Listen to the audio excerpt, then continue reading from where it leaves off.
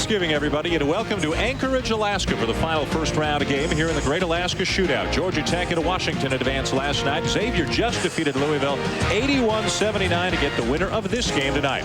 Hi, everybody. Dan Schulman, Len Elmore with you. The Kansas Jayhawks are the heavy favorites. They're loaded. They're big. They're deep. And Roy Williams is talking about changing some things this year. Well, he's certainly added something to the playbook, and that's pressure defense. They want to be able to speed up the opponents and maximize possession.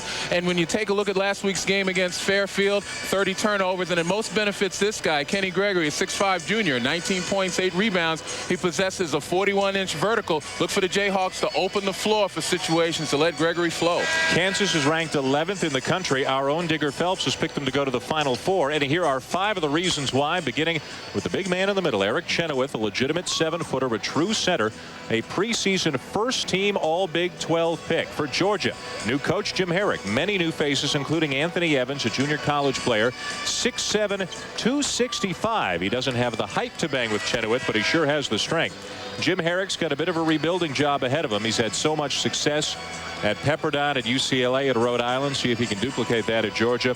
Roy Williams, you know all about his success. The Kansas Jayhawks have won more games in the 90s than any other program.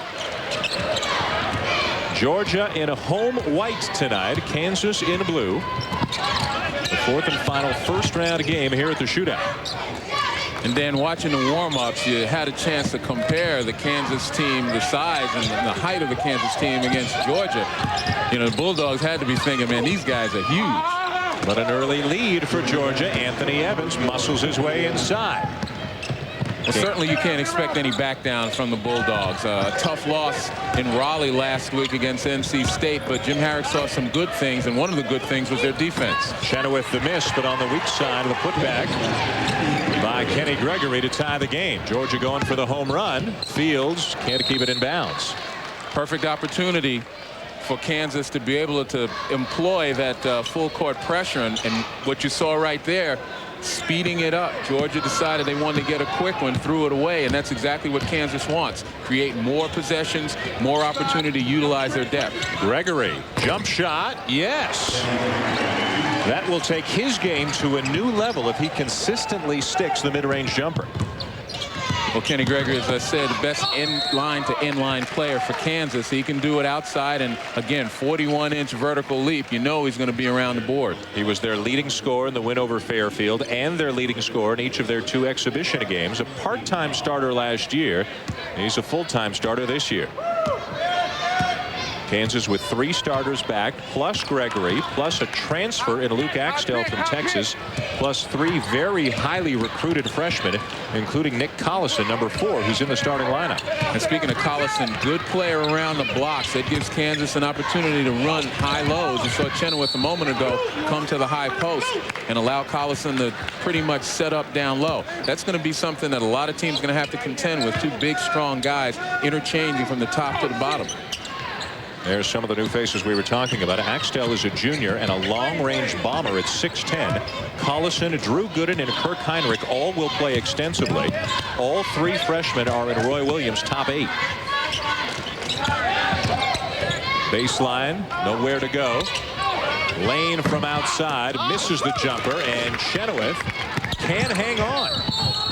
And then a foul underneath, and again, Georgia very tenacious. They're smaller, they're not as deep, but they're working hard.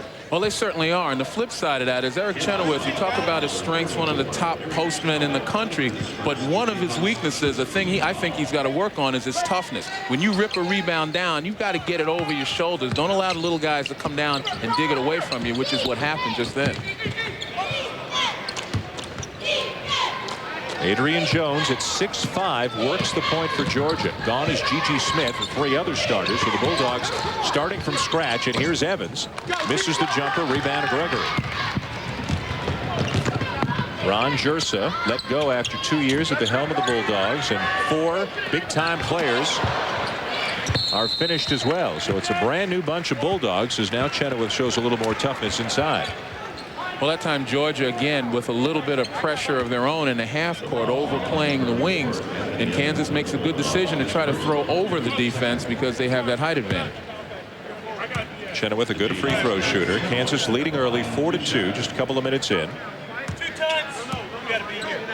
Last year, he was ranked among the conference leaders in scoring, rebounding, blocks, and he shot 45% from the field, which I think is too low for a big man. That tells me that he wanted to step out a little bit, face the basket, but you know, when you're playing this game and you're playing for keeps, you got to utilize your strengths. And Eric Chenoweth, there's not a lot of people, if he puts his mind to it, that can contend with him down on the block. 7'1", 260. Junior from Orange, California. Hits them both. 4-point lead. Here comes some pressure from the Jayhawks. And see how Georgia responds, given they don't have a prototypical point guard and given they have virtually no depth. They got in a ton of trouble against NC State because of foul problems, and they just don't have many options on the bench. Well, you see D.A. Lane right now at the top of the key playing the point role. He's one of their best scorers, so they try to make him play some shooting guard to get him opportunity. Coleman to the miss. Sean Coleman, another junior college player, along with Evans, helping out the Bulldogs. Chenoweth's jumper won't stay down. And that's not a bad shot. Wide open, he can hit that, but he's got to be very judicious in taking that shot. The idea is to swing the ball to the other side and dive to the block. Nice try on the backdoor cut, out of bounds to Georgia.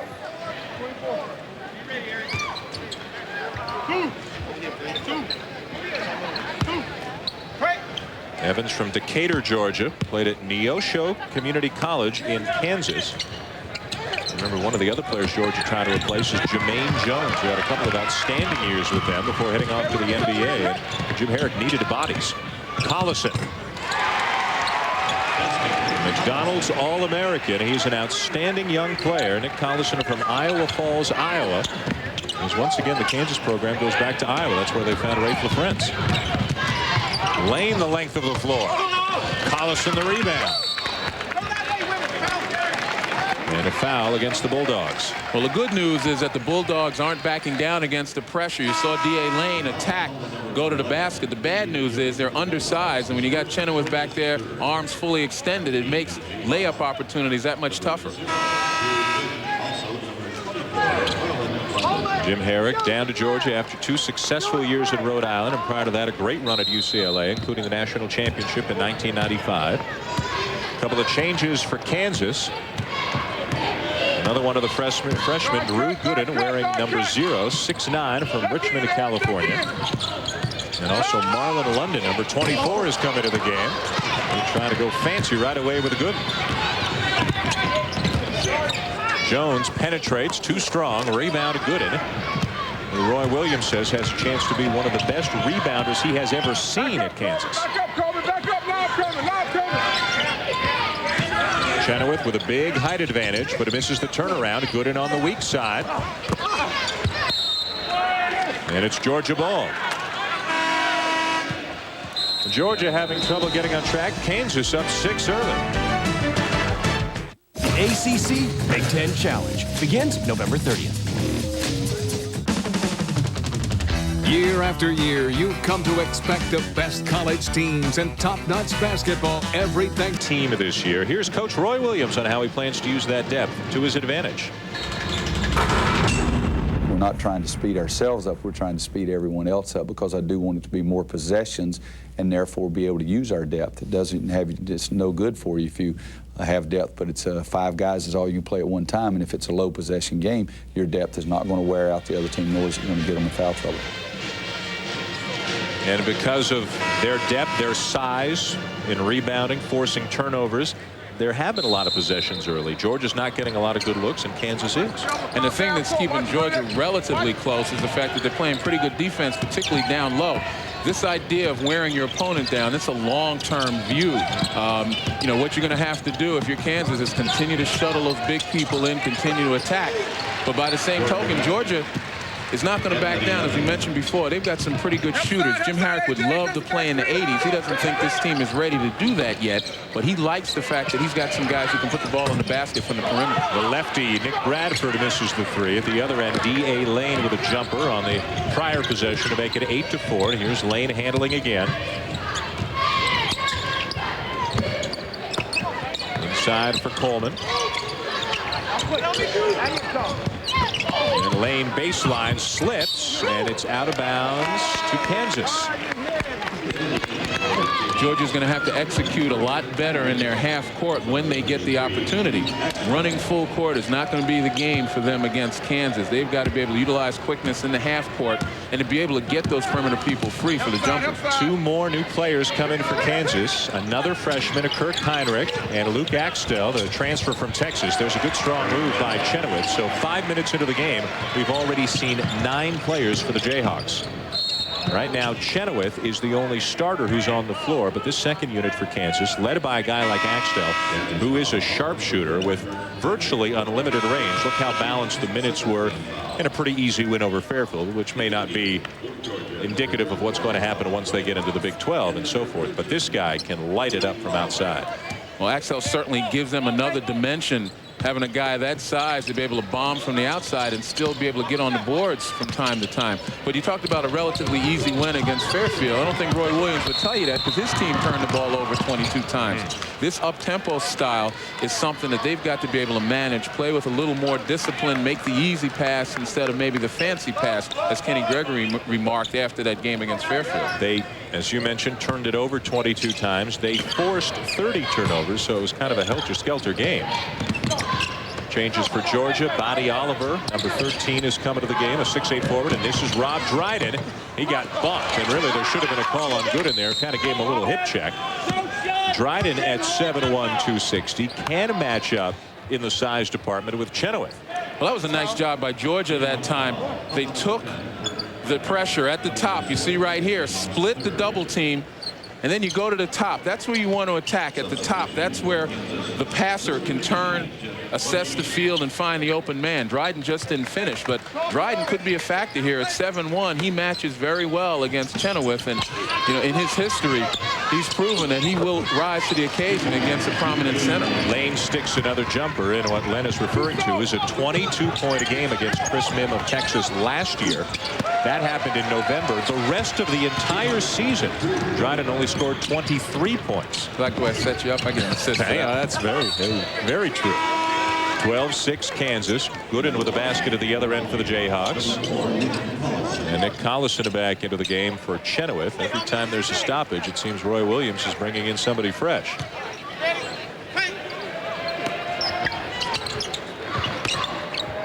Evans double teamed. Axtell tries to take it away. Lane feeling it. And D.A. Lane, the leading returning scorer, an all-SEC freshman team player last year. He's the guy that Georgia's going to look to lead them from the perimeter. Nice face-up jumper. 7 of Georgia's 9 for Lane. Axtell penetrates and misses. Normally he's more of a spot-up shooter from beyond the arc. Lane really feeling it. How about that? He's got 10, and this game is tied.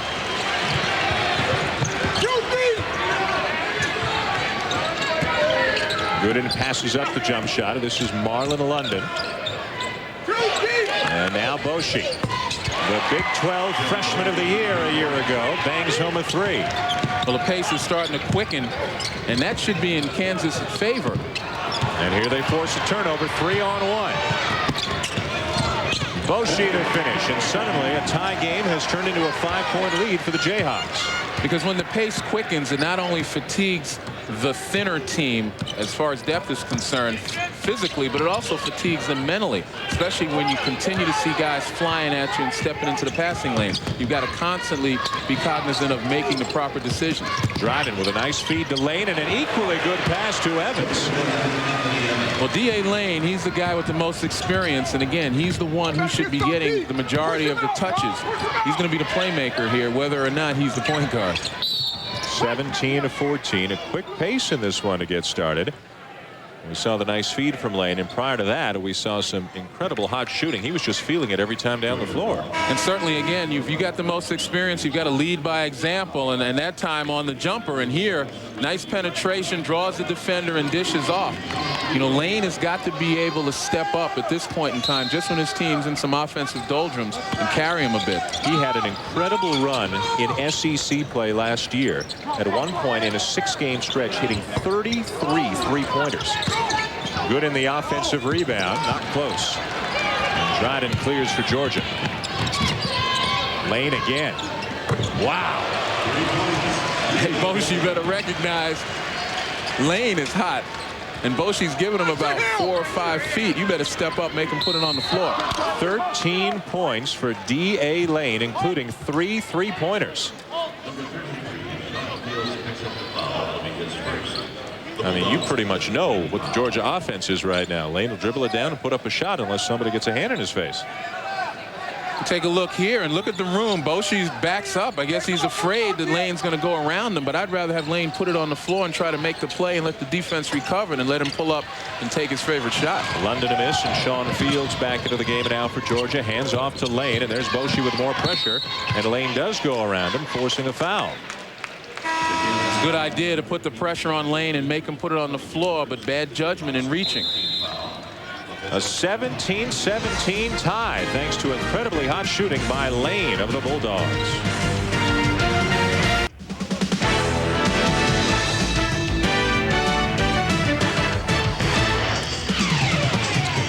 Now the Jayhawks have brought some fans with them here to Alaska, but right now what everybody is seeing is an incredible shooting performance by D.A. Lane. Roy Williams has tried a couple of different defenders on him, but nobody can fool him off.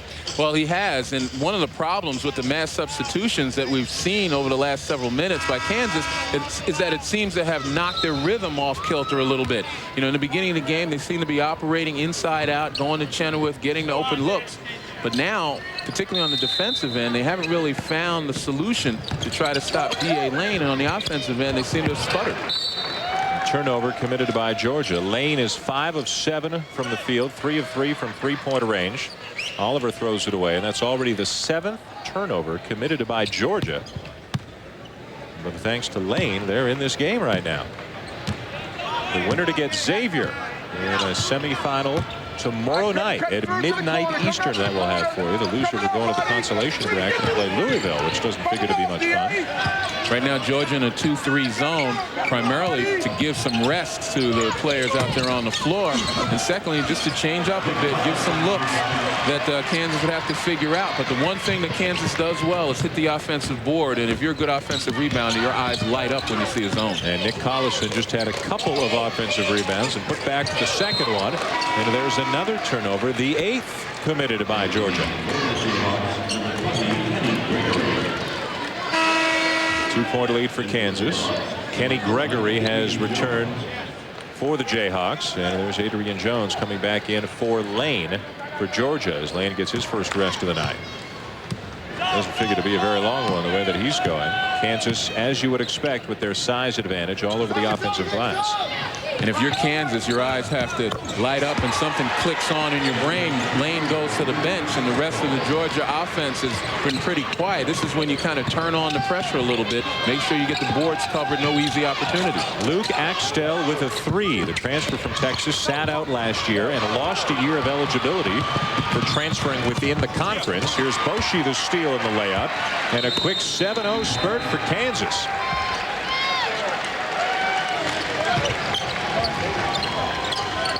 Jim Herrick needs a timeout. Kansas has jumped into a 7-point lead midway through the first half.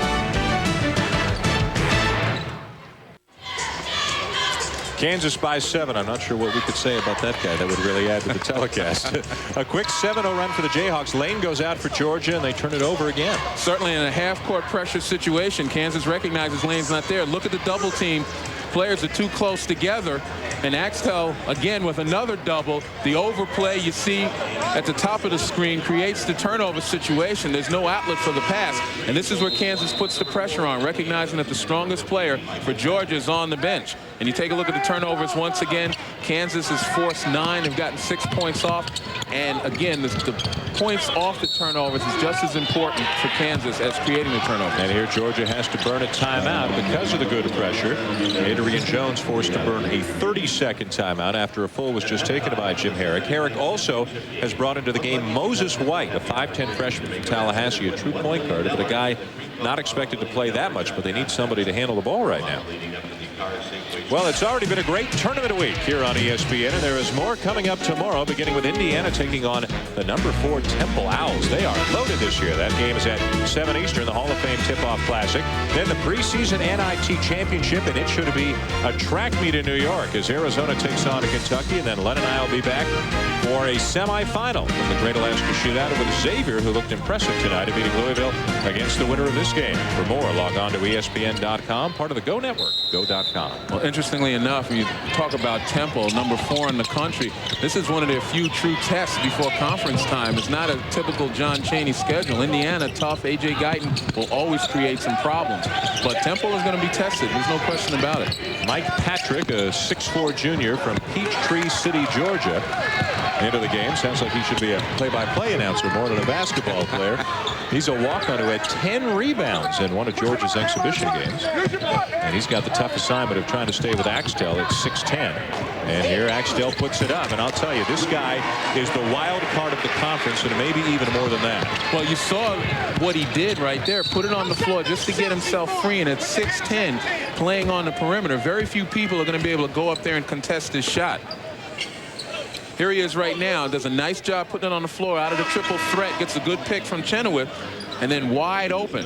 When a guy that size raises up, no one's able to even stick a hand in his face, let alone get to the ball. He may not become a starter at all this year for Kansas, but it wouldn't be a surprise at all if he were to lead the team in scoring, because he is going to play and he is going to shoot. 13 points a game 2 years ago as a freshman in Texas. Well, you know the adage, it's not about who starts, it's about who finishes. That's right. Foul inside on Collison. Kansas is the favorite in the Big 12, but they'll have some competition. And here are 3 more substitutions. Gooden back into the game. Bradford back into the game. And Lester Earl has made his first appearance into the game. Senior. Originally began his career at LSU and dogged by both controversy and injuries the last 3 years. Well, a much more thoughtful substitution pattern by Roy Williams this time. They've got a little breathing room. Now he has an opportunity to see what some guys like Lester Earl can do out there on the floor. Earl came into LSU as one of the most highly touted players in high school in the country. Eventually transferred after some recruiting problems there. It was learned that LSU had to give Earl some money, and he was granted immunity to kind of testify against LSU, if you will. Transferred to Kansas. LSU was hit with sanctions, and Earl, because of knee injuries, now is not the leaper or the athlete that he once was, and has become really nothing more than a role player right now. A lot of people talk about poetic justice there, a situation where Lester Earl committed the infraction. He was part and parcel of it in accepting illegal benefits, but got rewarded with a transfer without sitting out to go to Kansas. You know, he never has lived up to the promise that the people have spoken of. And again, you know, you get involved in illegal activity, questionable activity. It's kind of coincidental that you fail to achieve your potential. A lot of folks would say it's because of the distraction of all of the controversy around him, and it's a shame because he seems to be a bright kid. He seems to be a hard worker.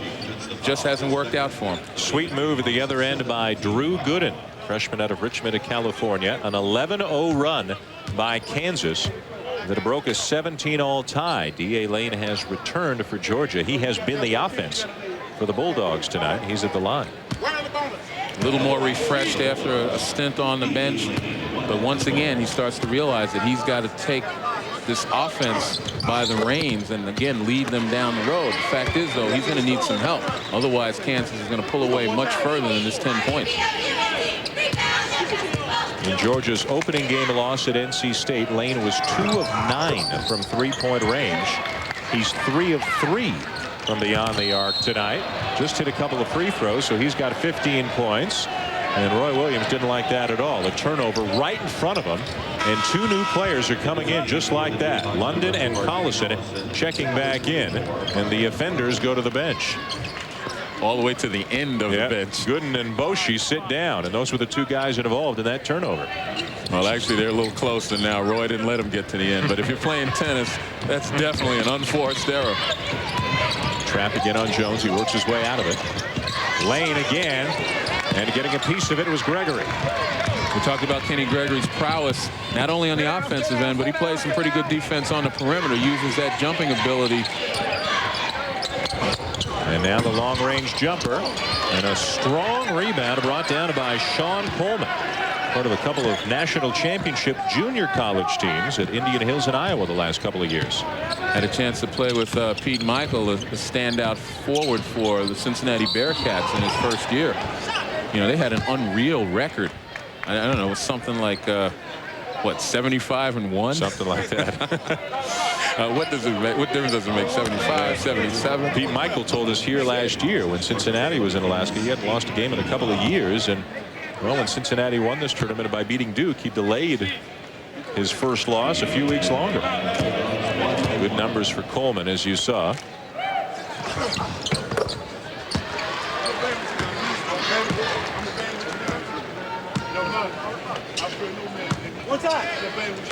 If you're a Bulldog fan, you gotta like the way that your dogs are just hanging around a little bit, waiting for an opportunity for other guys to get involved in the mix. And it's been the defense more than anything else. A nice job of limiting Kansas to one shot off the board. Doesn't hurt to have one guy with 17 points, which is what Lane has right now. Bradford putting the moves on to Patrick. Now Collison open from 15. Bradford good work underneath, still alive. And Kansas, too much size, too many bodies, good hustle to get yet another offensive rebound. Well, this is the first time in a couple of possessions that they've been able to crash the boards and get an extra opportunity. Gregory wave it off. He traveled.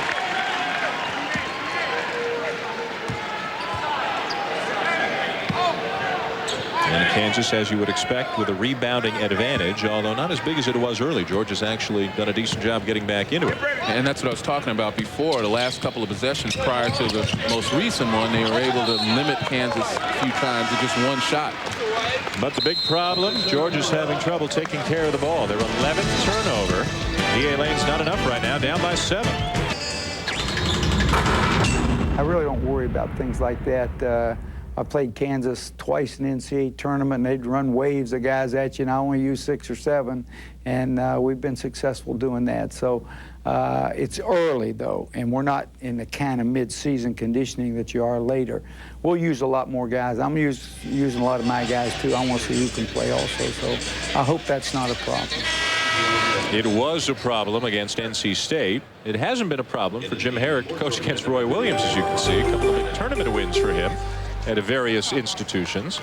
But against NC State, of the 4 interior people, the 4 big people that Herrick has, 3 of them fouled out, and the 4th had 4 fouls. And they were just out of bodies by late in the second half. And just as importantly, Adrian Jones, who played the point for the first time in his career, had to play 35 minutes, and that's 10 more than his career high. And he turned the ball over 5 times, particularly in some crucial situations. So not being in mid-season shape will have an effect, will have some impact here.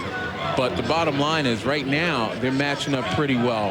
And that's what Jim Herrick has to focus on. The here and now. He's got to make the adjustment as time goes on. And the guy you just saw, Rob Dryden, who picked up the 2nd foul, is a very important player. A junior who they hope is going to continue to develop. They think he's got a lot of natural ability. They want him to have more confidence, be a little more physical. He has gained 70 pounds since his senior year in high school. He has gone from 190 to 260. And as you can see, took quite a shot in the NC State game. Oh, to have that be a benefit to one of us at some point to be able to gain 70 pounds. I'll tell you, you talk about, again, the lack of depth from Georgia. Jim Herrick doing a nice job of juggling his defenses, going from man-to-man to zone, once again, to try to give some of his guys a breather, just a little bit on the defensive end without cutting down on the intensity. Sweet move off the glass for Coleman, and Georgia is back within 5. Suddenly it's the Bulldogs on a bit of a run. It's 6-0. Well, if there's something that Georgia lacks besides height, and that's toughness inside, and Sean Coleman provides that with that wide body. Air ball by London. Put back is good. But he's got to get up off the floor. That time he just watched the rebound go right into London's hand. 7-point lead Kansas. They are trapping Jones at every opportunity. Finds Lane. Lane finds the baseline, forces the issue. Wave off the basket. It's an offensive foul on D.A. Lane. And as admirable as Lane's play has been today, that's one of the examples of him trying to do more than he was capable of, particularly against that defense. He put his head down and just willed himself to the basket. Unfortunately, Kansas smart enough to step in his way. You got to play with the other guys on your team, D.A., even if it means kicking it off to them and making a cut to the open spot. Second foul by Lane. Dryden's got 2 as well. 4 fresh faces for the Jayhawks. Boshi, Gooden, Axtell, and Chenoweth have all returned. Again, the switching defense of Georgia playing man-to-man right now. A couple of 7-footers down in the post. Chenoweth has it taken away. And once again, Chenoweth brings the ball down right around his chest and allows the smaller guys to tip it away from him. Jones with a tough shot, leaves it short. That's right, get it up, keep it above those shoulders. Axtell into the paint, right at Dryden, too strong. Numbers for Georgia, led by Coleman, 3-on-1. Jones the finish, and might have gotten poked in the eye as well. London a couple too many steps.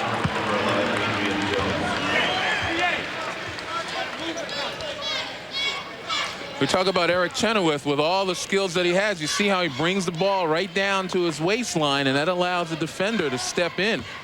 You know, if he keeps that ball, holds it tough, and keeps it above his shoulders, one, it's visible to the officials if a guy starts to reach, and secondly, that's a long way to reach to try to steal the ball. That was a 6'4" guy, Mike Patrick, taking it away from 7-1, Eric Chenoweth. And now Chenoweth takes it over, takes it away from Dryden.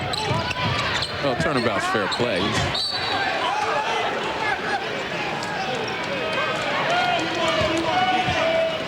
Patrick a walk-on and getting some early minutes here for the Bulldogs. Georgia staying close with the number 11 team in the country. Gooden had a little more space than he realized. Little jump hook. And the thing I like about that, Gooden received on the block, and he didn't rush his shot. He turned, looked over his shoulder, assessed the defense before he made the move. That's a very mature play for a young player. 6 points, 3 rebounds already for the freshman.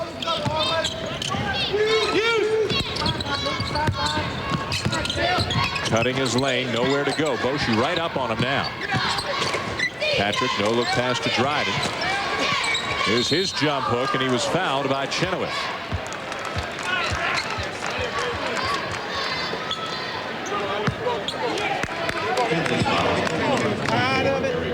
How tall are we saying that Eric Chenoweth is? 7'1"? They are both listed at 7'1". Yeah, well, Rob Dryden, somebody better check that ruler because he towers over Eric Chenoweth. He looks like he's got at least a good 3 to 4 inches. Well, I would suspect rather than Dryden being taller that maybe Chenoweth's not quite all of 7'1". Well, I'm giving Kansas the benefit of the doubt. They're listed at the same height and the same weight. Gregory back into the game for London. Gregory had a big summer, worked at Michael Jordan's camp as a counselor, and actually won the dunking competition there. It's been kind of quiet, though, in the last few minutes. Before he took the seat on the bench, and now after he's come back, it's going to be interesting to see again if the Jayhawks can create some open floor situations in a way that allows Gregory to thrive. Gooden puts it on the floor and hits. This is a good-looking freshman. Gooden now with 8. And he's the guy that probably is living beyond the expectations. I'm sure Roe Williams thought he was a good player or he wouldn't have brought him in, but I don't think they believed he was this good. Collison came in more highly touted. Lane with a rare miss, and back come the Jayhawks. Axtell throws it way too high for Gooden, taken away by Coleman. I think Axtell found himself in a situation he's not accustomed to passing Having the to rock. give it up. That's right. He had a lot of freedom in Texas a couple of years ago to shoot as he pleased. You got to learn how to be able to feed the post, especially if you're a jump shooter, because that's going to give you more opportunities if there's a double down. Patrick recovers. Good effort by Axtell, but he's out of the play now. Jones keeps it in bounds. Dryden hits the floor, and Lane comes up with it. The shot clock never reset. Georgia turns it over again, and we'll step aside with 3.5 to play first half. Kansas leading Jim Herrick and the Bulldogs by 8. 8-point lead for Kansas. They had a couple of easy exhibition wins, and then they really overmatched Fairfield. Fairfield doesn't have the talent to stay with them. And Roy Williams was a little worried about playing 3 potentially tough games in 3 days up here. Well, certainly this has been a test for them. Georgia has battled them in every phase, and some of the problems, though, for Kansas have been self-inflicted. They've turned the ball over, a couple of unforced errors. They really haven't been able to get into any rhythm. 34-26 they're leading. This one was tied at 17. There's more basketball coming up tomorrow over on ESPN2. First, a semifinal from the Puerto Rico Shootout. South Carolina, after a win over Virginia, takes on number 2 Michigan State at 1:30 Eastern. And then women's action in the Coaches versus Cancer Championship. Number 16 ODU and number 1 UConn. For more, log on to ESPN.com, part of the Go Network. Go.com. We talked about Kansas getting into a rhythm on the offensive end. Georgia has come out just as they have here, playing a tough man-to-man. Other times kind of changed up with a zone and packed it in. Kansas having difficulty figuring out. Not that time, though. Jeff Boschee with a 3. He set a Kansas freshman record last year for most 3-pointers in a season, and that is now his 24th consecutive game with at least 1 3-pointer. Well, the other side of it is, with all the pressure defense, Kansas has forced only maybe 13 turnovers, I believe, but more significant, only 8 points off of those turnovers. And that's the thing I think that Kansas has to be aware of. If you're going to turn the ball over, you've got to exploit those opportunities. And 8 points off of 13 turnovers is not good enough. Lester Earl returns, Nick Collison as well. It'll be interesting to see once they get into conference if Roy Williams shortens his rotation, or if he doesn't, can he keep really 10 players happy? Are there enough minutes to go around? It's not a pro team, but even at the college level, guys want their minutes. Well, especially the way guys are transferring left and right here. If they don't think they're getting minutes, they're looking for other schools to go to. 14th turnover by Georgia, and on this one, Kansas converts thanks to Kenny Gregory. And that's the idea. If you're going to turn the team over, you got to make them pay on the other end, whether it's in a break situation or if you have to inbound it, you got to come down and make sure you get a good shot. Kansas has taken 36 shots to 21 for Georgia. And the biggest reason why Georgia just can't take care of the basketball. Well, you give it up 14 times. Obviously, you're not getting the looks at the basket that you necessarily need. And again, when they do get the looks, it's been primarily D.A. Lane. The rest of the Georgia Bulldogs haven't been able to get open for shots because of that swarming Kansas defense. Here's Moses White, 5'10" freshman out of Tallahassee. Trying to help out a little bit at the point to get D.A. Lane off the ball, give Adrian Jones a rest. Marlon London returns for Jeff Boschee. And now London will work the point a little bit for Kansas. He can play either spot.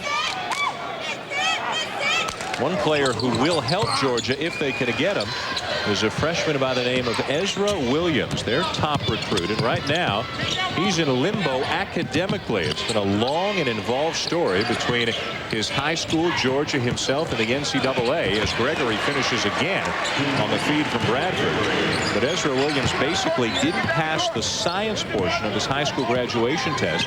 He was aware of it, but somehow Georgia got a transcript from his high school that said he'd graduated.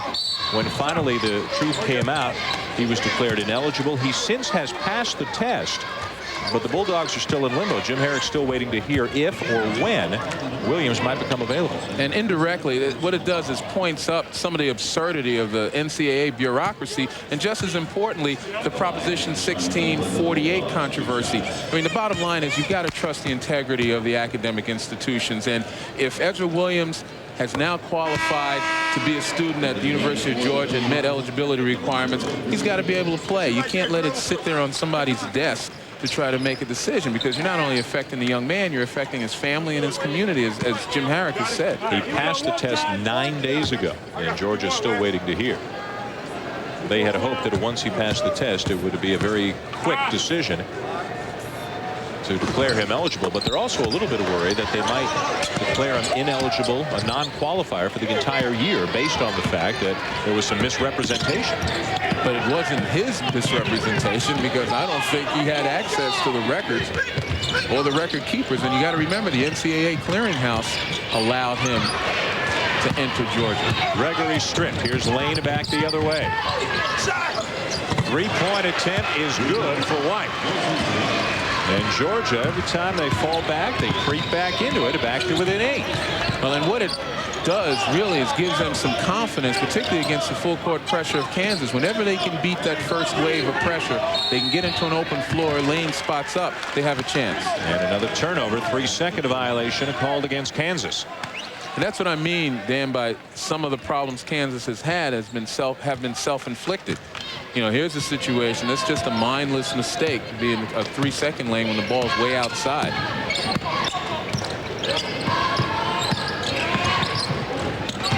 Nice. That's been one of Georgia's patented plays. Earl comes over for an incredible block and then manages to keep it in bounds, but back into the hands of the Bulldogs. Flashes of the Lester Earl everyone spoke about when he was a high school senior. No basket, even though it dropped, but White does draw the foul. You know, we talked about Lester Earl having a great deal of athletic ability. Here's some great ball movement by Georgia, and here Earl comes all the way from the top of the key to swat that one away, and then really has the physical presence to avoid serious injury by hopping over a few spectators. White at the line. London picks up the foul, and Kansas has 5 players with at least 2 fouls, including Kirk Heinrich with 3. Buddy Oliver returns for D.A. Lane with under a minute to play in the first half. Jim Herring doesn't want to risk Lane picking up his 3rd foul. 17 points for Lane. He'll sit out the final minute of the first half. Right now, Georgia in man-to-man, I would suspect that they might want to think about a zone right now, make Kansas take a little bit of time off the clock, limit their opportunity to look at the basket, and maybe create some confusion.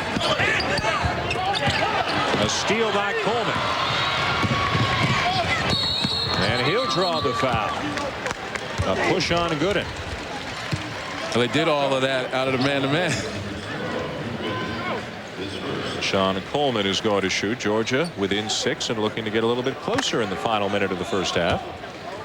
Coming up at halftime, it's the Courtyard by Marriott halftime report. ESPN News with John Anderson. Tournament week continues from all over the place, and there have been some tremendous games. Thanksgiving in the NFL and the very disturbing Ray Caruth story. All that less than a minute away as we will join ESPN News for the Courtyard by Marriott halftime report. And if I'm Jim Herrick and his team, you got to feel really good about yourselves right now. You weathered the storm, you turned the ball over, but you didn't wilt, and you stayed within striking distance. Right now, you've got the momentum. Making a stop here would really send them off on a nice note. Shot clock turned off. Good pressure by Fields on Gregory. Gregory goes around him, elevates, and hits. Well, that's the go-to guy. We said the best player from end line to end line, most athletic. When you need a shot and you're a Jayhawk, you go to Kenny Gregory because if nothing else, he'll just rise over you. He's 5 of 6, 10 points on the night. White is banged by Gooden. That will be his 2nd foul, and now 6 Jayhawks have at least 2 fouls. For all the maturity shown by Gooden on the offensive end, wasn't a very smart foul, particularly with him guarding somebody out on the perimeter.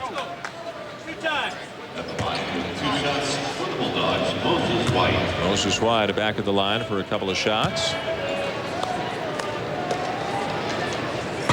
Georgia's got to do a better job converting. Luke Axtell is going to check back in. Try to get the sharpshooter in there as Bradford sits down. Axtell may get one long-range chance.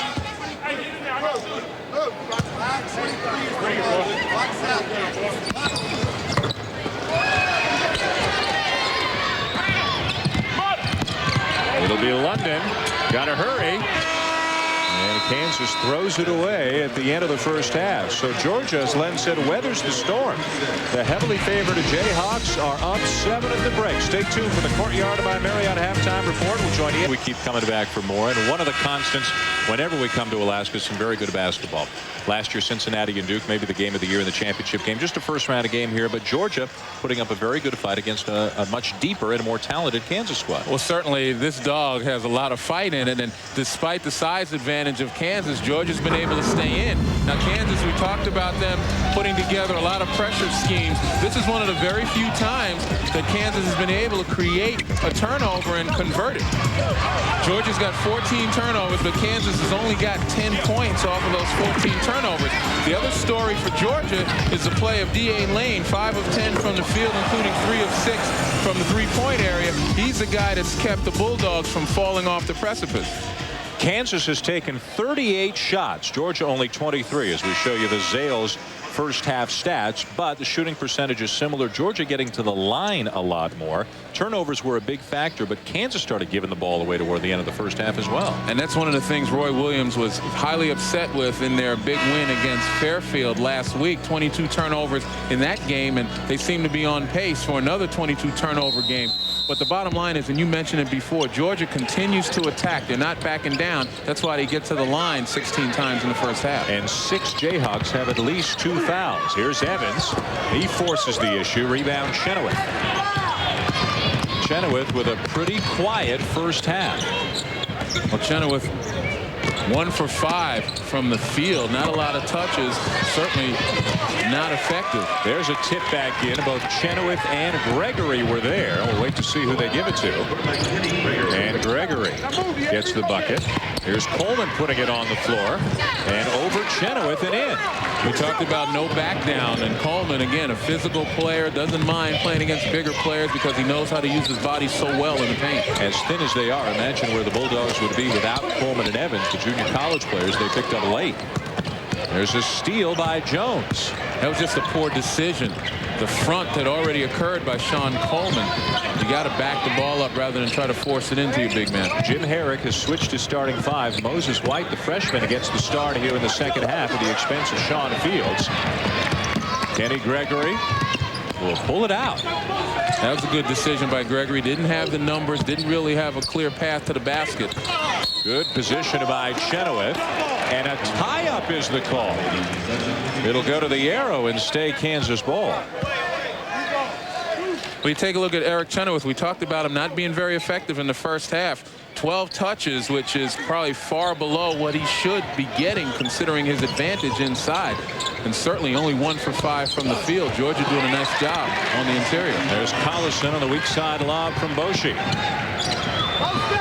Well, you can see a dedicated plan by Kansas to get their big people more involved. Right away, they've been going to both Collison and Chenoweth. And again, Georgia not backing down. Coleman working hard, but Chenoweth got a piece. Coleman looking for the foul. Sometimes discretion is the better part of somebody's game that time. Nick Bradford with a pull-up jumper, and Kansas off and running here in the second half.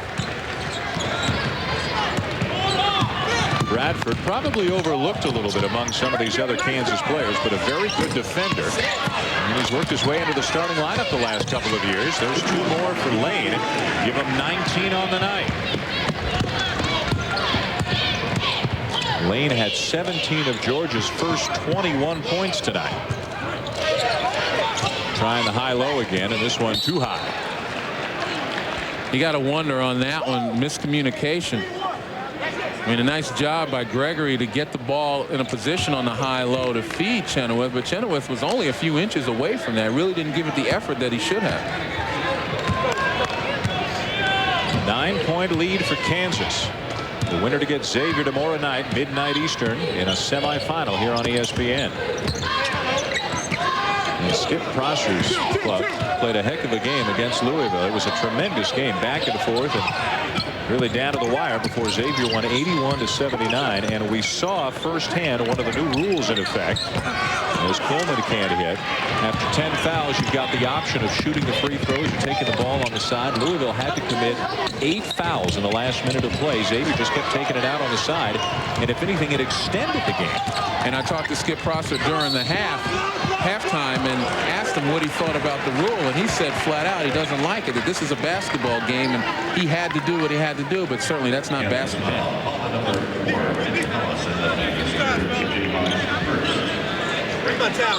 3 minutes into the second half, Kansas by 9. Adrian Jones at the line for Georgia. More changes coming for Kansas. The crowd here in Sullivan Arena actually was booing, many of them unaware of exactly what was going on. but they were booing repeatedly.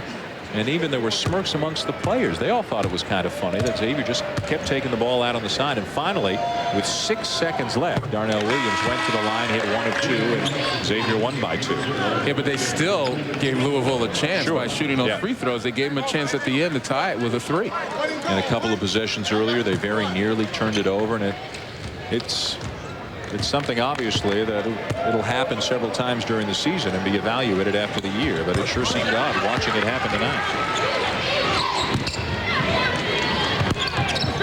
Kansas by 7 early second half. Drew Gooden back into the game. Marlon London as well. This is Boschee and Moses White defending him. White did some very good things for Georgia in the final few minutes of the first half. And again, a more deliberate pace by Kansas right here, looking to get the ball inside, but they just don't look comfortable in doing what they're doing. Poor spacing, not being able to get the ball to Chenoweth in a position where he can use it. And when they do, just as we saw in that last shot, Chenoweth not able to convert. And that's number 3 on Chenoweth. Here, once again, good spacing this time. Chenoweth with the jump hook really comes up short and then compounds the missed shot with a foul. Number 3 on Chenoweth, and he will leave the game. Be interesting to see if Kansas opens the floor a little bit, not having the big guy right there in the middle. They've got some good perimeter players, some good quickness out there. Jeff Carey, a 6'10 sophomore, has come into the game for the first time for Chenoweth. Really about the 11th man on this very deep Kansas team right now. Chenoweth 3 fouls, 6 points, 8 rebounds. Evans just muscles his way through London, but missed the shot.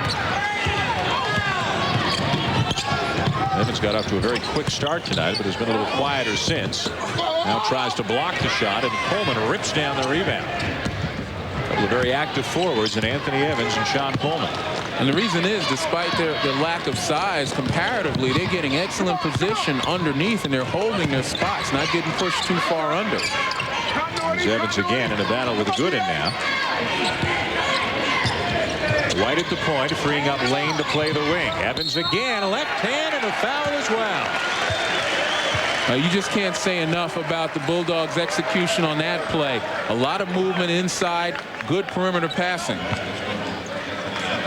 You take a look here, again, from the top, continues to move, and Evans with a nice job of rolling to the ball and continuing with his momentum to the basket. To give you an idea of how strong he is, Georgia likes to measure the height of its players by asking them to put their feet together, and Evans can't do it because his calves are so big. 6'7", a 265. Look at that. Looks like a young Len Elmore. A lot of people have come a long way to cheer on whatever team they happen to be rooting for here in Alaska this week. We got a good game between Kansas and Georgia, just a 4-point lead for the Jayhawks, and there is more important college basketball coming up Saturday. It begins on ESPN2 at 6 Eastern with the Puerto Rico Shootout Championship. Right now, South Carolina, Michigan State in one semi, DePaul, Texas in the other. And then the championship game Saturday night, midnight Eastern from Alaska here on ESPN. And right now, Kansas and Georgia battling to move on to the second round and play Xavier on the other half of the draw. Georgia Tech and Washington advanced with first-round wins yesterday. You see Georgia picking up their defense a little bit, looking to double team off the cross of the ball, and that's gotten Kansas discombobulated. Right now, it's Kansas that can't take care of the basketball. They have committed to 15 turnovers, one more than Georgia. And Georgia had about twice as many as Kansas through most of the first half. But Moses White has settled Georgia down, and the Jayhawks have just gotten out of the flow. Well, right now, a lot of pressure on Nick Bradford defending D.A. Lane. Georgia's going to be looking to try to get him the ball, and a nice job again by Bradford in overplaying the lane. This time he leaves his man to get it. Gooden, sweet move, can't finish, tap back won't go. London underneath and a foul. You know, during that timeout, Roy Williams sat down very calmly with his players, started diagramming some things, but more than anything else, just started speaking to his players, because their deficiency right now has nothing to do with X's and O's. It's about getting good position on the boards. It's about overplaying passing lanes and creating some situations for them. plain old effort. Gooden can't convert on the lob from Boshi. 3-on-2 Georgia. White off for Lane. And a rebound ripped down by Carey, and then he is fouled. And if it's Adrian Jones, it's a couple of quick ones on him and 3 on the night. Nobody in serious foul trouble, nobody with more than 3, but there are 3 Jayhawks with 3, including Chenoweth, who's come out of the game.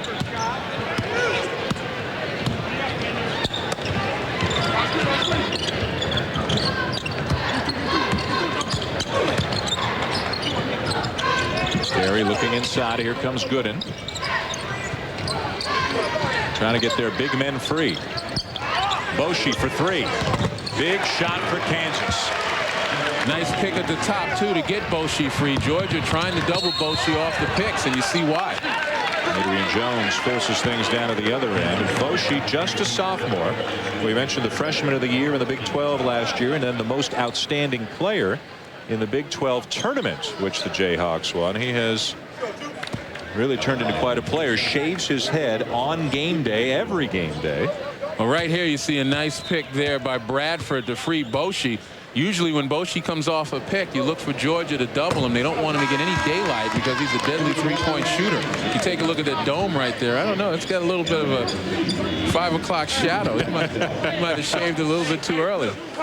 Very confident player. He'll sit down from Valley City, North Dakota.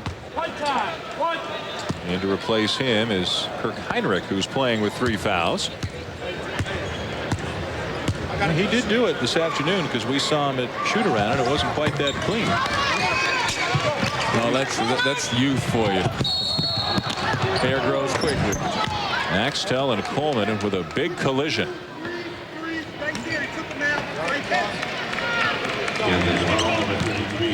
And Axtell is charged with a foul. You need to get somebody to wipe the wet spot off on that floor. Yep.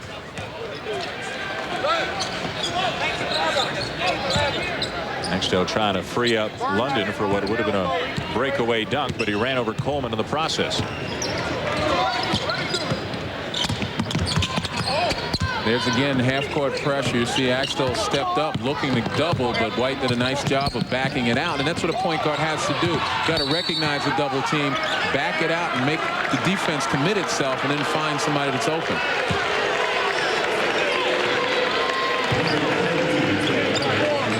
Carey picks up the foul. Already the 6th committed by Kansas here in the second half. Things are starting to pile up on the Jayhawks a bit. And again, it's because Georgia continues to attack. They're not backing down despite the superior height advantage. And there's number 7 in the half as Evans goes hard to the basket. Kansas is much taller and much deeper, but I don't know that they have anybody who can match the strength of Anthony Evans. This is the same story that started back in the first half. 5 Jayhawks now have 3 fouls. Well, it's a good lesson in how to neutralize a size advantage. Utilize your quickness, utilize your basketball IQ in getting good position, and certainly you don't back down. You continue to attack, make contact. Rob Dryden and Buddy Oliver checking back in. This is a big lineup by Georgia standards right now. Evans last year in junior college, 23 points, 9 rebounds, and the National Junior College Student Athlete Award, a GPA of 3.8. Well, you talk about basketball IQ. Can't find them much better.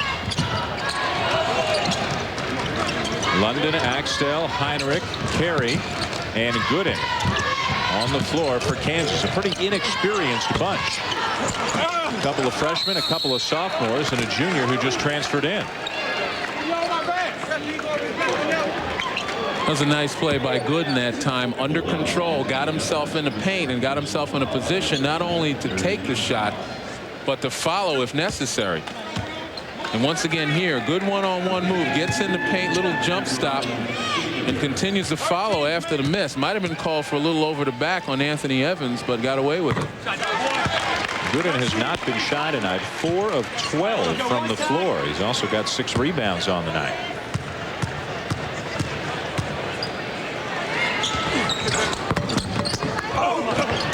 Rebound Dryden.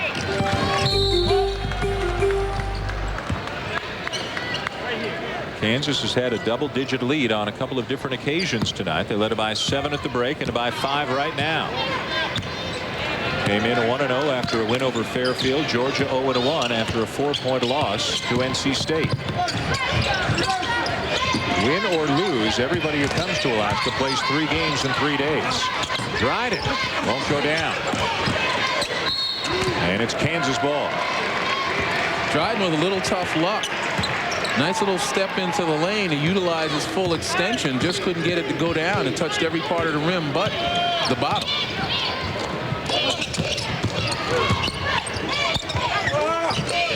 Good and inside. Now 4 of 13, but he gets it back only to be stripped again. Dryden rips it down and then is fouled from behind by Drew Gooden, who has picked up his 4th. And Gooden knew it too. He knew that that was a bad play on his part. Once the rebound was in Dryden's possession, if you're a big man particularly, your job is to get back on the other end, especially with a guy who's been fairly effective. Here you see right now the scramble down low. Dryden, nice position right there, gets the rebound, and watch the reach over the back.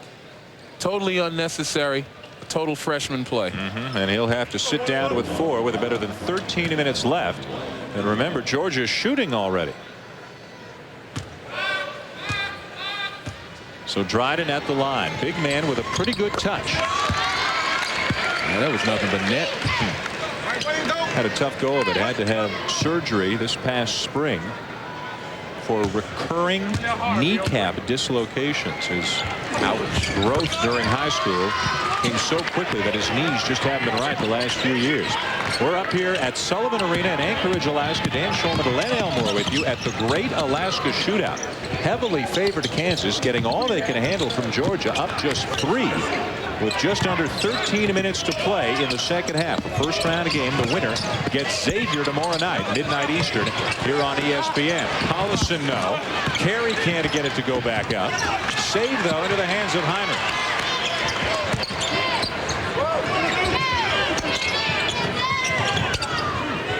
Kick it inside. Carey. Collison goes for the rebound, but Evans has it, and here come the Bulldogs. D.A. Lane, the follow by Bonnie Oliver, and it's a 1-point game. And you talk about Georgia not backing down. Again, it's been their relentless attack on both boards, playing well defensively and really not succumbing to the pressure that Kansas has applied. Big putback by Jeff Carey off the Collison miss. Jim Herrick said a couple of weeks ago his goal with this Georgia team, lack of depth or no lack of depth, is to get to the NCAA tournament. They are picked 5th of 6 in the SEC East Division, ahead of only South Carolina, but he's trying to show people this club's a little bit better than given credit for. Evans back up and in. And South Carolina trying to do the same thing. They're 4-0 and still alive in Puerto Rico. Steal. Georgia has the lead. A little bit of their own medicine. Kansas victimized by pressure. Georgia man-to-man. Stepping into passing lanes and really has unnerved the backcourt of Kansas. Axtell. That's what he can bring. He will shoot from anywhere at any time. I think that one came from Austin on the back 40. Axtell with 8. Austin is Luke's hometown, yes. By the way. 4 Kansas players getting set to check back into the next opportunity. Nice pass. And a foul committed by Collison. And that will be his 4th.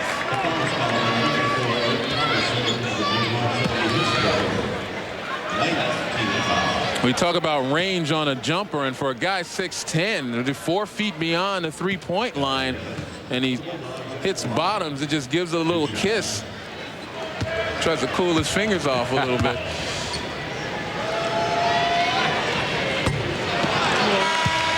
That did Axtell's first college game.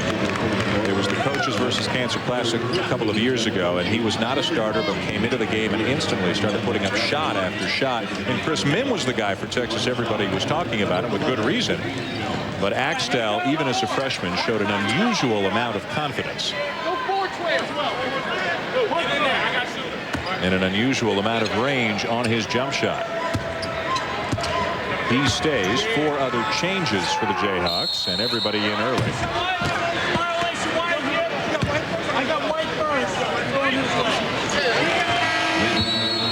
And a violation is charged against Georgia. Wave off the free throw, but it's just a 2-point lead. Midway through, team would wear down the other, get them into foul trouble, and really create some problems for them. And we were right. We just had it backwards as to who would do it to who. Well, a tremendous job by Georgia. You take a look at the free throw discrepancy.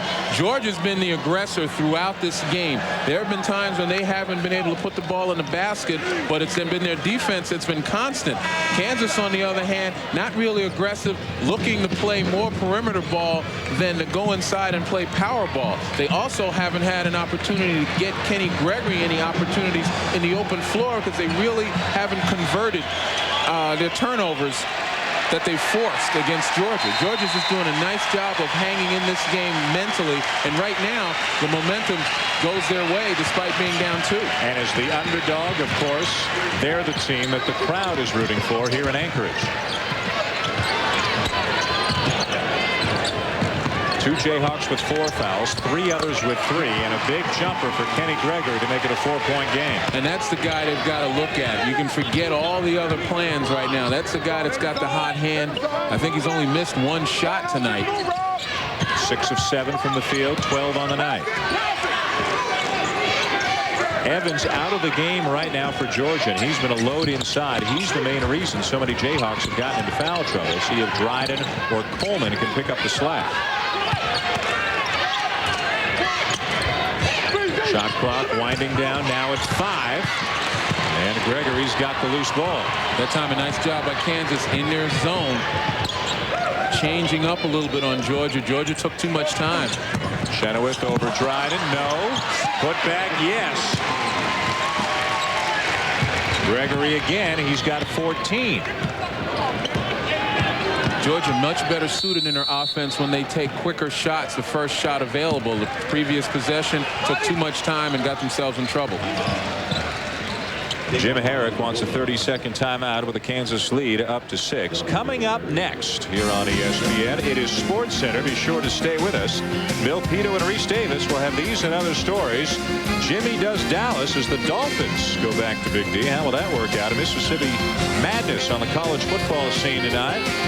And a Devil's in trouble. Find out more about Bobby Holik. All kinds of college basketball stories as well. Bill and Reese coming up on Sports Center following our game. Here's the foul trouble with still 9 minutes and 35 seconds left to play. Well, you look at 2 frontline players in Gooden and Collison with 4 fouls apiece. And what that illustrates is that quickness is a premium in the game of basketball. And Georgia, their frontline players, Anthony Evans and Sean Coleman, have done a nice job of beating Collison and Gooden to spots, being able to get up strong and being tenacious. Beautiful drive by D.A. Lane, and he finds Evans. Chenoweth is in the game with 3 fouls. Evans back in for Georgia. There's Axtell with a miss. Bradford underneath with a good effort. But if Georgia can somehow get it inside to Evans and get him to put pressure on Chenoweth, and Kansas runs the risk of another big man picking up his 4th. Well, in that instance, Kansas very lucky. Again, Nick Bradford on the offensive boards. It looked as though Chenoweth had possession, but it was taken away. Bradford, a very versatile player, good defender, led the team in steals last year. And according to Roy Williams, as good a leader as he has had at Kansas. And we've talked about how much talent the Jayhawks have, but they're a very young bunch. 3 freshmen, a couple of important sophomores. Bradford, 6'7" senior. He's a guy that plays 4 positions for this team, and just as importantly, he can beat you from on the baseline or beyond the 3-point arc.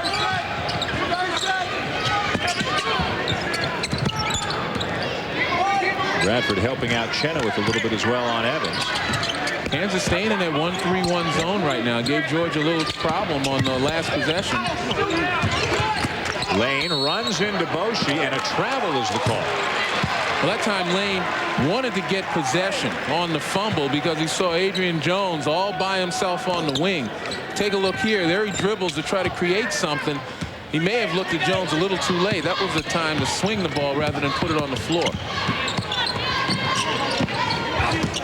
Axtell tries to go by Coleman, and he does.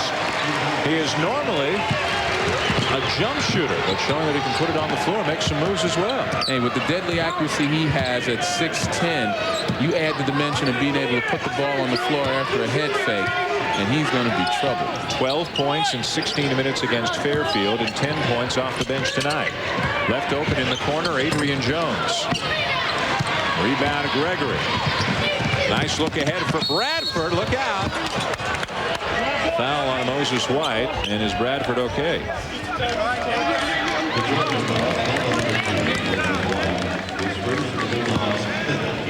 Well, again, you look at Gregory leading that break, finds his running partner on the right side. And again, you talk about versatility. Nick Bradford, Kenny Gregory, two guys that are so important to this Kansas attack, and they seem now to be more involved in Kansas's ability to pull away from Georgia right now. The other key element of this run by Kansas is the fact that they went to a 1-3-1 zone. Forced Georgia to take more outside shots, and unlike most zones where you can rebound well offensively, Kansas has been able to cover the boards as well, limit Georgia to one shot, and get out on the break.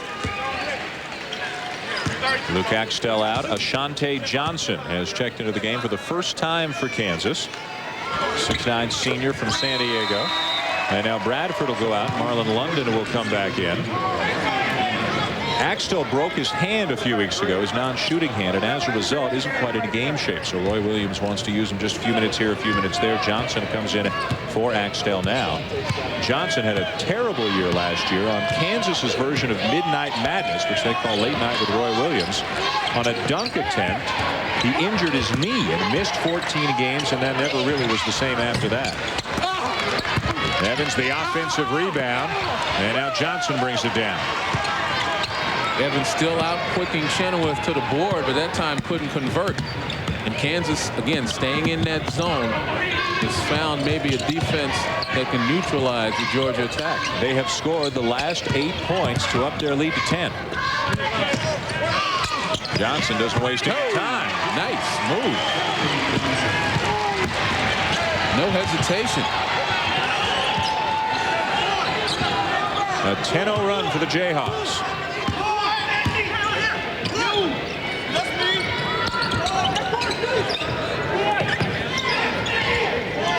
Looking for an opening in that zone that's given them some problems.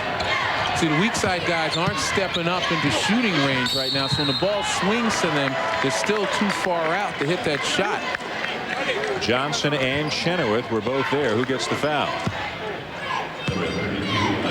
Ashante Johnson picks it up, and that's a break for Kansas.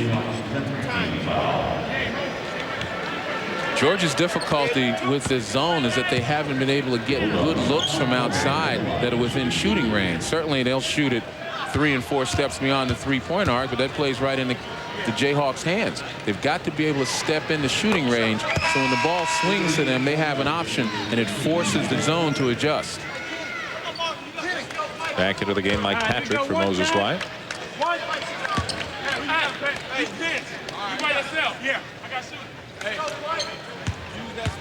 Sean Coleman at the line, looking to hit the second. He will, to make it a 10-point game, 70-60 for Kansas, 7:05 to play. Again, Roy Williams goes to the bench, and again he finds some help. Ashante Johnson with the jumper, 10-point lead, Kansas. Well, just a few minutes ago, Georgia had all the momentum. They were back within 2, but then Kansas went on a quick 10-0 run up here in Anchorage, and now it's a 10-point lead after a couple of free throws by Sean Coleman. What did the Jayhawks do better the last couple of minutes? Well, the one thing they've done is go to the 1-3-1 zone, which has really stymied the Georgia attack, forced them to start looking for outside shots instead of attacking inside. But more importantly, this is the forgotten man up until the last few minutes for Kansas. Kenny Gregory, you take a look at his numbers right there. He's been consistent throughout the game, but there are times when his teammates have totally forgotten about him on the offensive end. He's been intimately involved in this this run by Kansas, getting involved not only on the offensive end, but also playing pretty good defense. 14, that's the high total for Kansas right now. D.A. Lane has 19 to lead all scores, but 17 of them were in the first half. Ashante Johnson again, tipped back by London. There's some fresh legs in the game right now for the Jayhawks. And if Kansas does go on to win, they can use all the depth that they've got, because they're going to play, win or lose, they're going to play 3 games in 3 days up here.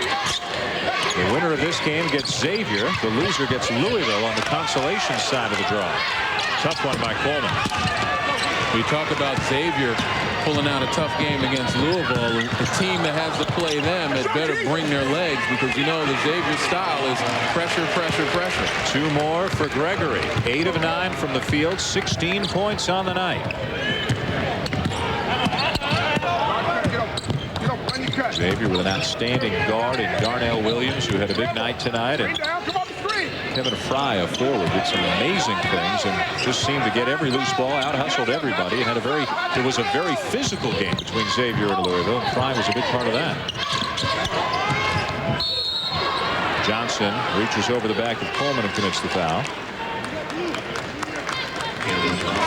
Don't forget, top of the hour, Sports Center is coming up here on ESPN. A look in on the Thanksgiving football action of both the pro and college variety. Lots of important college basketball as well. Bill Pito and Reese Davis, your hosts. Under 6 minutes to play, and Kansas with a double-digit lead after the Bulldogs got within 2 just a couple of minutes ago. Well, Georgia's been here before in this particular game where they've been down a lot, been able to gather themselves, do some of the things that they do well, hit the boards, play some pretty good defense, force some turnovers, and convert them. This is a turning point right now. Fatigue may set in as Kansas continues to bring guys in and out to kind of shuttle players in, get some fresh legs. Look for them to really start to apply some pressure on both ends, trying to force the issue with Georgia. You know, make their guys play more defense and try to wear them down a little bit. It's going to be up to the Bulldogs to find a little bit left to make this a close game and maybe steal it at the end. Collison and Bradford are back in for Kansas. Collison with the ball and also playing with 4 fouls. Look inside for Chenoweth. Dumped down underneath, and Coleman commits a hard foul. The officials are in quickly to make sure that nothing escalates.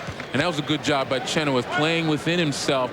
That time, instead of forcing the issue, trying to take the ball to the basket without recognizing the defense, he peeked over his shoulder as well.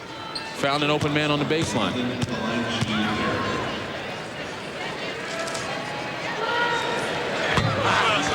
Here's Marlon London at the line. Chenoweth with a nice feed, but still just 2 of 8 from the floor tonight. Moses White back in for Georgia for Mike Patrick.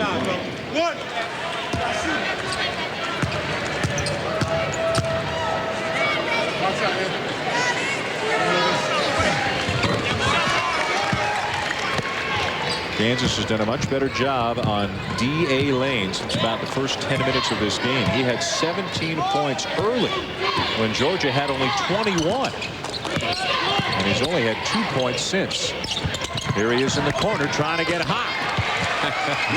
You lit a fire under him. He heard you. Up to 22 for Lane, and Georgia back within 9. That's his 4th three-pointer of the night. Collison working hard for position. Again, it's second win time for Georgia. They got to find enough stamina to get up and play deep. But if you give Boshi any light at all, it's lights out. The sophomore is 4 of 5 from three-point range, and now he's got 16 to match Kenny Gregory for the high-scoring honors on the Jayhawks. Again, a 12-point lead. Little 2-man game between White and Evans. Lane gets into the paint. Coleman underneath. Nowhere to go. They'll get it back, and it's Lane again. Coleman with a putback. That time, a nice job of positioning, not giving up on the board by Coleman. But once again, Chenoweth right there under the basket just seemed to be in no man's land. Left alone, he'll take the jumper. 2 of 9 from the floor. And the foul on Marlon London of Kansas. And that could have easily gone against Collison as well. But Eric Chenoweth probably thinking about his fairly ineffective game right now, and you can't afford to do that, not at this juncture. Even if you play the last 4 minutes with maximum effort, you know, make something happen. You're one of the leaders on this team, a big man, terrific talents, but I think his deficiency right now is just plain mental. Just 2 of 9. And a lot of the time looking like passing is more what he's thinking about, or stepping out away from the basket for a jumper is more what he's thinking about than using a good power move to the basket. But that's on the offensive end. On the defensive end, there are no excuses. And on that particular play, the last play when Sean Coleman got the follow-up, Chenoweth was just standing there kind of in no man's land. And I got a feeling that, you know, there'll be some things spoken about that once they have a chance to take a look at the film. But again, terrific player. You've seen him dominate some games. This is early in the season, but one thing he's got to get in his head, you've got to play with a tougher attitude. You've got to be the aggressor as opposed to the guy who has to react. Coleman hits them both, and Georgia creeps a little bit closer without much time coming off the clock. They're down 8 and still 4 minutes to play. Axtell has returned for Kansas, and he travels. They self-inflicted problems for Kansas, you know, at a time when they really want to be able to put this game away. 18 turnovers for each team.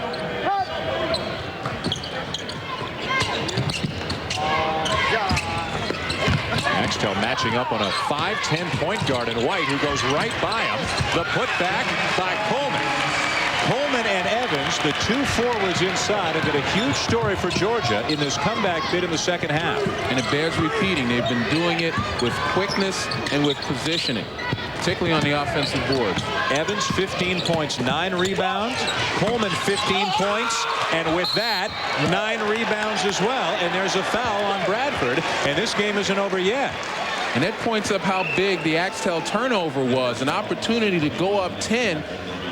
He rushes the shot, trying to put it on the floor, make a one-on-one move instead of waiting for his teammates to come down and being able to execute something where they know they're going to get a good shot, score, or get to the free throw line. Even if Georgia does not win this game, Jim Herrick and the players and Georgia fans have to be very encouraged. They went on the road at NC State, got in a ton of foul trouble, blew a 10-point lead, lost by 4, and now playing the number 11 team in the country to a standstill here in Alaska. And you know, I agree with you, but knowing Jim Herrick, that kind of consolation lasts for about 2 minutes because you still recognize that the bottom line in this game is to win. And remember, if they lose and go to the consolation side, they'll get Louisville, which is no easy game, tomorrow night. Coleman hits them both. But they're not thinking about losing this one right now. Jim Herrick's bunch is back within 4.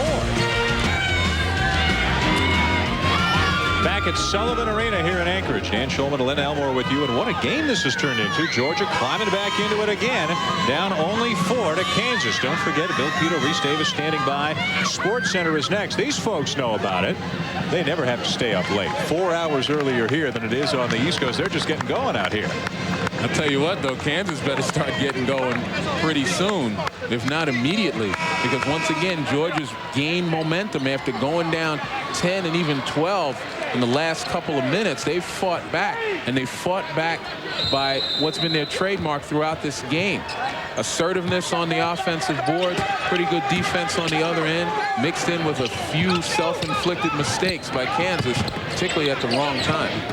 And those 2 forwards, Anthony Evans and Sean Coleman, have combined for 32 points and 18 rebounds for the Bulldogs. Gregory gets into the paint, hangs, and hits. What a play. And you know, the interesting part about it is it seems as though Kansas knows he's the known quantity, that whenever they get into crunch time, that's the guy they're going to go to, and he's going to deliver, and he hasn't disappointed thus far. Last year, Kenny Gregory averaged 11 points per game. He had 19 in a Friday night season-opening win over Fairfield, and tonight Gregory has 18 on 9 of 10 shooting. And you can tell last year a lot of people thought that Gregory's weakness was his inability to put the ball on the floor to create opportunities for himself and also turning the ball over in crucial situations. looks like he worked on that this summer because he's been able to get just about anywhere he wants to and get any shot that he wants to. And the problem is Kansas hasn't gone to him often enough. He has come out of this game right now. So it's Collison, Chenoweth, Boschee, London, and Bradford for Kansas. Kansas in the man-to-man. Gone away from that 1-3-1 that served him so well. Lane looking for room. Nice feed inside. Evans powers it to the bucket.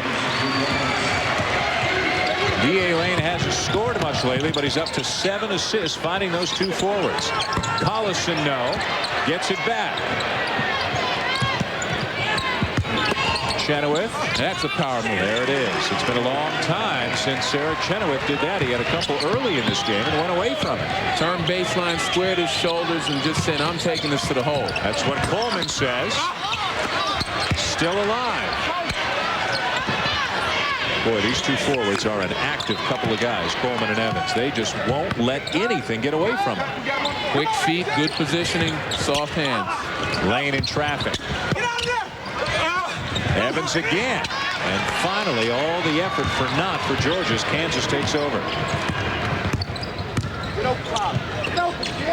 Bulldogs hoping that along with D.A. Lane and those two forwards, they'll get Ezra Williams academically eligible and to get him back sooner rather than later, waiting for the NCAA to make a decision. There's another turnover, and it'll go back to Georgia as Collison walk. But if I'm Roy Williams, I can live with that turnover because Collison made a good decision trying to get into the paint and draw a foul. You know, certainly didn't execute it as well as he'd like, but for a freshman, you like to see that type of tenacity, and you like to see him assert himself. See if Georgia goes to their bread and butter and tries to pound it inside of the forwards, or if they start looking for threes. Moses White with the left hand. That time he made the blue sea of Kansas shirts parked in the lane. White with 10 points off the bench, and there's a push in the back by Coleman. That will send Collison to the line. That's the 7th foul committed by Georgia this half. Well, again, you take a look right here, and Moses straight down the gut of the defense. Chenoweth as the center, you've got to step to penetration. He was too occupied on the block with his man instead of watching the penetration and stepping up. At the line, Nick Collison. The co-winner of the Mr. Basketball Award in the state of Iowa last year, and he shared it with Kirk Heinrich, who is a fellow Kansas freshman. Georgia getting to the line. Kansas not, but this time they do, and Collison makes the best of it. Here comes Heinrich back into the game for Boschee. A little offense-defense here for Roy Williams. I'll tell you what, Roy Williams, you got to give him credit right now. He's experimenting a little bit. I mean, in a situation, close game, your best player is on the bench right now, the guy who's provided you with offensive lift and good defense, and he's got different lineups in here. He's been shuttling guys in and out, trying to see how cohesive they can be and how they respond in this type of situation. You got to like that. Don't forget SportsCenter coming up at the conclusion of this game, and now less than a minute away. Kansas by 6 in a tough first-round matchup. And there's a foul committed by Coleman, and a little frustration setting in for the Bulldogs, but even if they can't come back, they've got nothing to be ashamed of here tonight. Well-conceived play right here. The pass is just a little bit off. Nice reverse on Chenoweth by Coleman that time, but went up with one hand and really couldn't control it, and compounds the matter by fouling. But again, well-conceived play by Harris. And Jim just figures, hey, it wasn't in the cards for us on that one.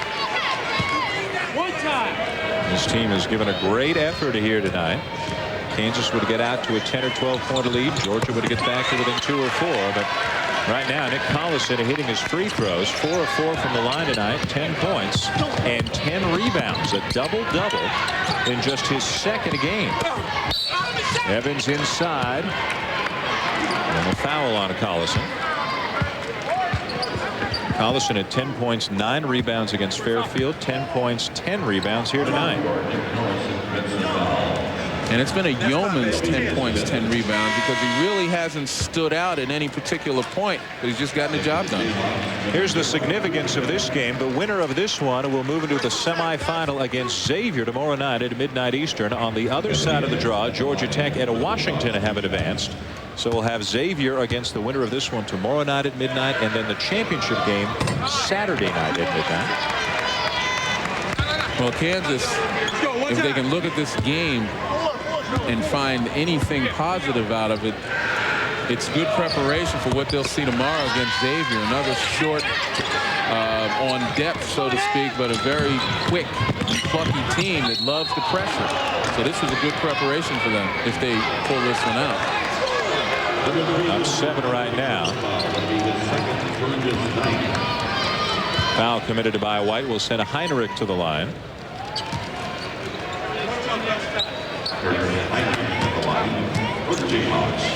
Remember, his debut as head coach of Kansas came 11 years ago tonight in this building. As Kansas defeated the University of Alaska Anchorage, the host school. They went on to a second-place finish in that tournament. Losing to Seton Hall in the championship game. He came up here, Roy Williams did, a couple of times as an assistant coach with North Carolina. And each time Carolina won this tournament, and he was honest with us. We said, what do you like about coming up here? And he said, well, these are exempt games. That's why these tournaments are in Puerto Rico, Alaska, Hawaii, anything outside the continental 48. You can get a few extra games in, and he would love a chance and is loving the chance to see his team play 3 extra games and learn something about it. And everyone knows, obviously, Roy Williams' close connection to the North Carolina program and the Dean Smith philosophy. And this game, as I mentioned before, some of the moves that he's made, you have to admire it because it's not coaching for just now. He's coaching for the future.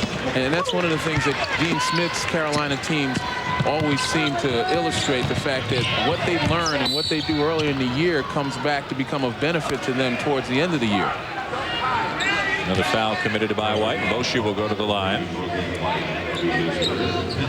Well, tomorrow night, if Kansas does match up with Xavier, they're again going to get a team over whom they have a size advantage. But again, Xavier with some athletic and aggressive players who will pose similar kinds of problems as Georgia did tonight. I'm not sure that Xavier has anyone as strong on the blocks as Anthony Evans and Sean Coleman. They certainly have guys equally as quick. Moshi hits a couple.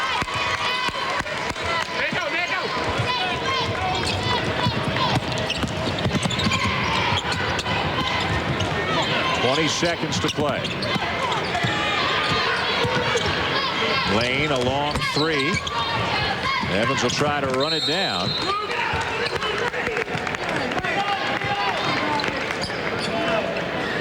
I'll tell you, Georgia really has nothing to hang their heads about. They hung in here. They withstood some big runs by Kansas, but unfortunately at the end of the day it was superior size at points and times when Kansas was able to get on the offensive boards. Some play by Kenny Gregory, and then just running out of gas, plain and simple. D.A. Lane, hot start in the beginning, but just could not find the openings and couldn't find the touch down the stretch. Kansas will go to 2-0, and Georgia will drop to 0-2. And we will have Kansas and Xavier for you tomorrow night at midnight Eastern here on ESPN.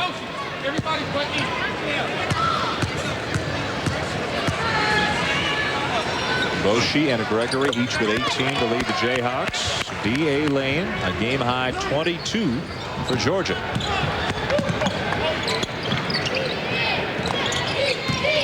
Lane gets free again. And that will do it. Both teams hustle right to the very end, but Kansas walks off the court with an 88-78 win over Georgia. As Jim Herrick's club is defeated, Georgia will play Louisville tomorrow night on the consolation side, and we'll have Kansas and Xavier for you in one of the championship semifinals here from the Great Alaska Shootout. Don't forget, SportsCenter is coming up next for Len Elmore and our entire ESPN crew here at Sullivan Arena in Anchorage. I'm Dan Shulman, and thank you very much for watching. Kansas and Xavier tomorrow night from Alaska. SportsCenter is next. This has been a presentation of